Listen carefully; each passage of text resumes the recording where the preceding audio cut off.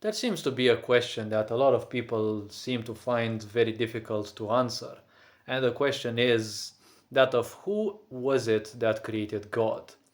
See, this doesn't sound like much of a question, honestly, and to answer this question well, one would have to write a very long thesis. Well, especially if we are to take it from a deeply spiritual thing. The very first question that comes to my mind is, do you actually have anything important to do with your life?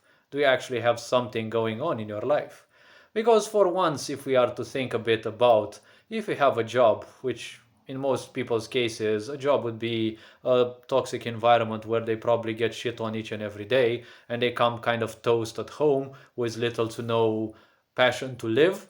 And then if you also have a hobby, and well, in some people's cases, if you have also a family, I don't think you have that much time to wander around or to let your mind wander around such silly questions. Yes? Because obviously, God as a concept we humans have created. There is no doubt, it can never be any doubt about that. But even if this is the only reality that there can be, obviously God is nothing else than a substitute, an attempt of the human awareness to embrace something which is beyond itself. Yes, beyond this physical body. Imagine one thing. You have some characters in a video game.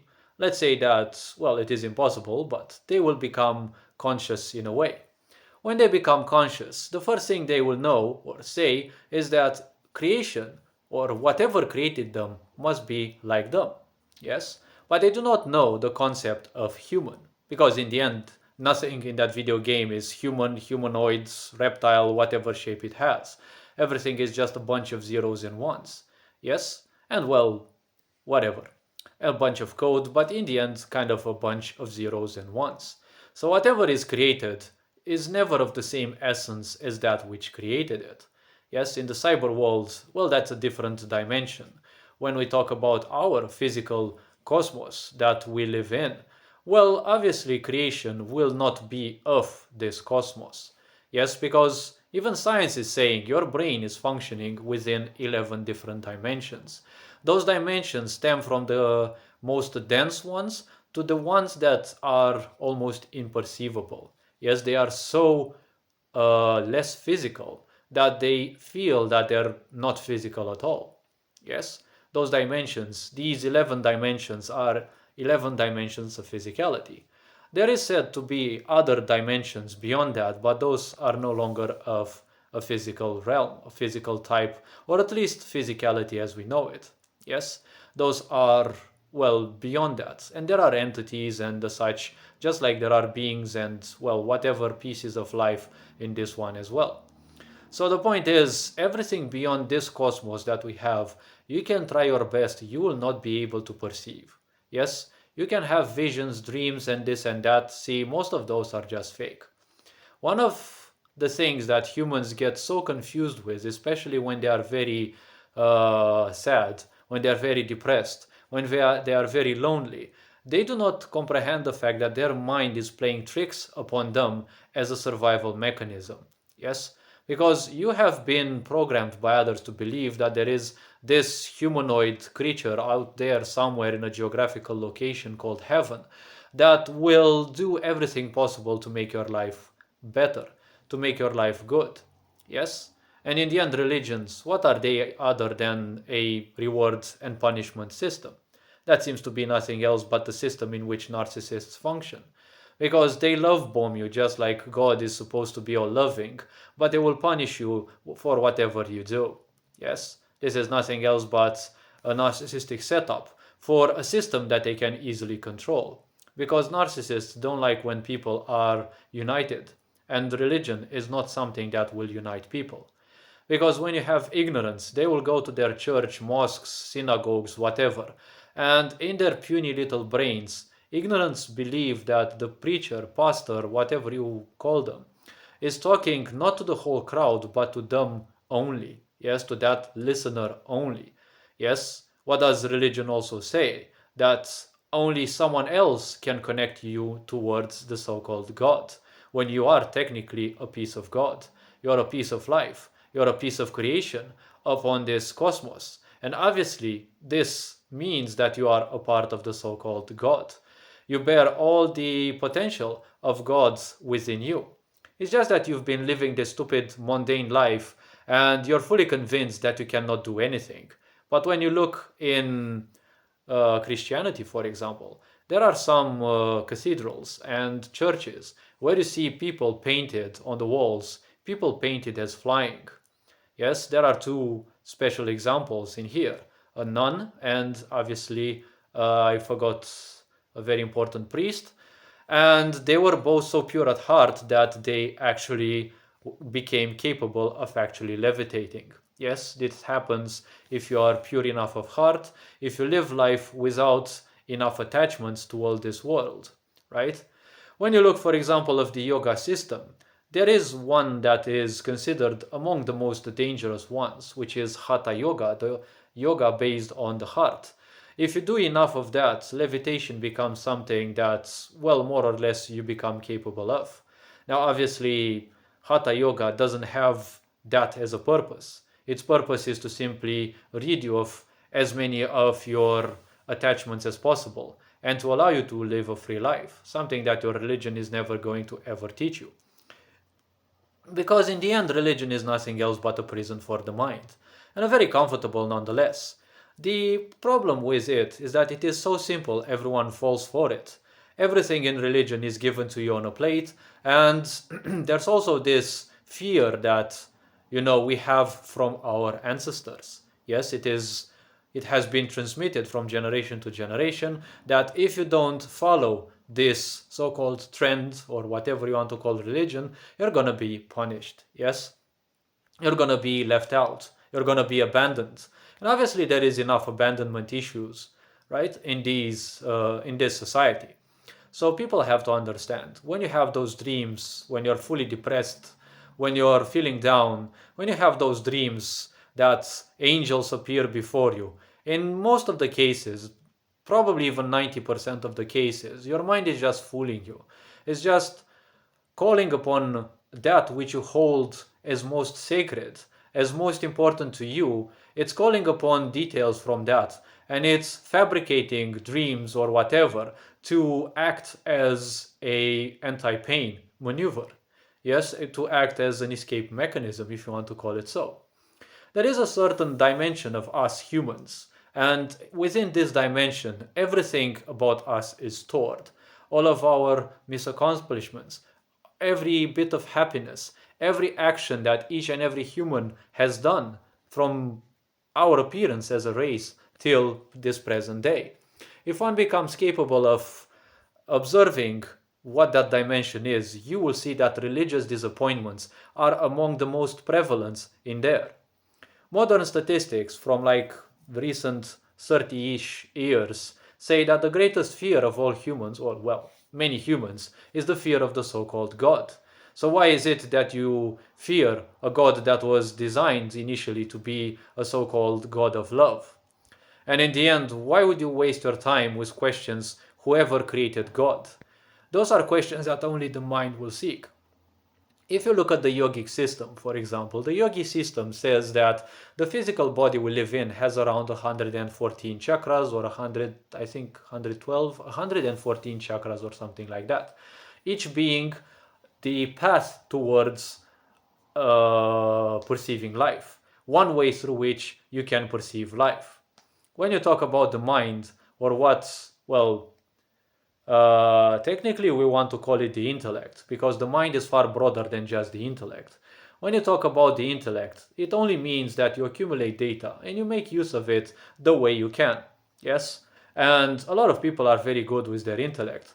But the problem is, a sick society wants you to live just in your intellect, because your intellect means you're gathering data and you're making use of that data. Unfortunately, simple-minded people become way too attached to their little data. And that's why you have so many horrible people calling themselves religious, but they end up as being nothing else but deviants, fanatics or proto-fanatics. You say something about their little piece of belief, and then they just go, like they just blow their stack. It doesn't matter whether they're Christians, Muslims, or whatever. Typically, it happens with simple-minded people. If you see those people, just leave them be. It's always just a red flag. Because if the scribblings of a book and stories about people who have passed away long since are the most important part into your life, well, you're probably not achieving much. I mean, with the majority of people, it is correct. Maybe some people take that too seriously, but they're doing their own businesses, they're doing their own help towards the community and this and that. But it is somewhat of a toxic way in life to attach yourself to things that don't serve you at all. Many people tell to me that God has performed miracles. See, one of the biggest pitfalls of this idea of ignorance is that everything that happens good or bad in your life, you attribute it to God because this is what your toxic life has taught you to do. Everything that happened in your life happened because more or less your parents.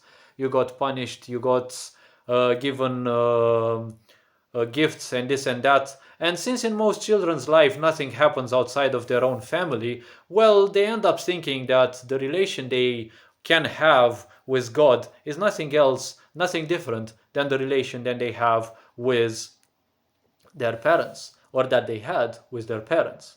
Yes, so many people end up in this abusive, self-abusive seeking of validation from God. You see them, they're so obsessed with doing this and that, and then they question everything. Well, questioning everything is a good sign of actually waking up from this dream spell that was cast upon us humans thousands upon thousands of years ago. So the main point is, why would you bother your mind with things that are simply irrelevant? What you call the intellect is only three of the chakras that you have in your body, and there are 111 more ways through which you can comprehend this cosmos, far more comprehensive ways. Because the intellect in the end is something that you use only or mainly for your survival. You gain data which you make use of to make money or to get a living, because your job is basically nothing else but the making use of your intellect one way or another. Whether you're a medic, whether you're doing whatever possible to help people. Yes? And the point is, that is a very simple way of looking at life. Is religion wrong? Yes, but at the same time it has its own truths, because the purpose of it, first and foremost, is to remind you that something has created this cosmos. It doesn't matter how God was created. We have created God as humans. If you're wondering how creation itself has been designed, well, I'm telling you one thing.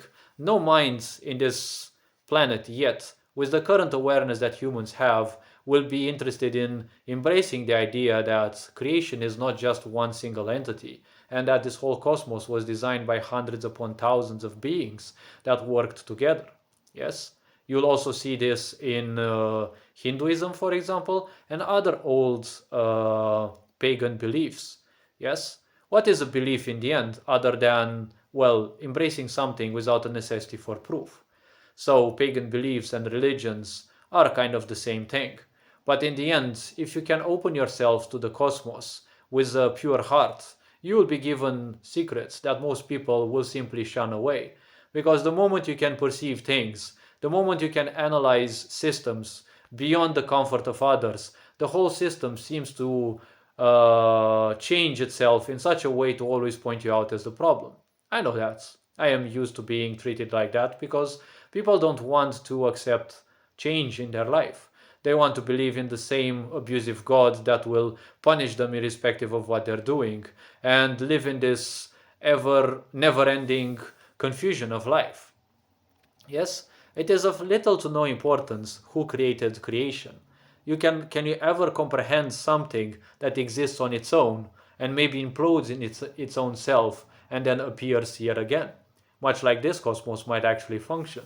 Because if there's a big bang, some say it's a big crunch as well. What if it just gets into it becomes one single big black hole, when all the black holes combine in between, right? Because if this universe grows small yet again, right, everything will collapse one into the other.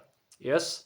So, well, if we are to take it by that, it will become just one big black hole, which will simply burst yet again, and will be probably the Big Bang for the next cosmos. Yes, for the next universe. Yes?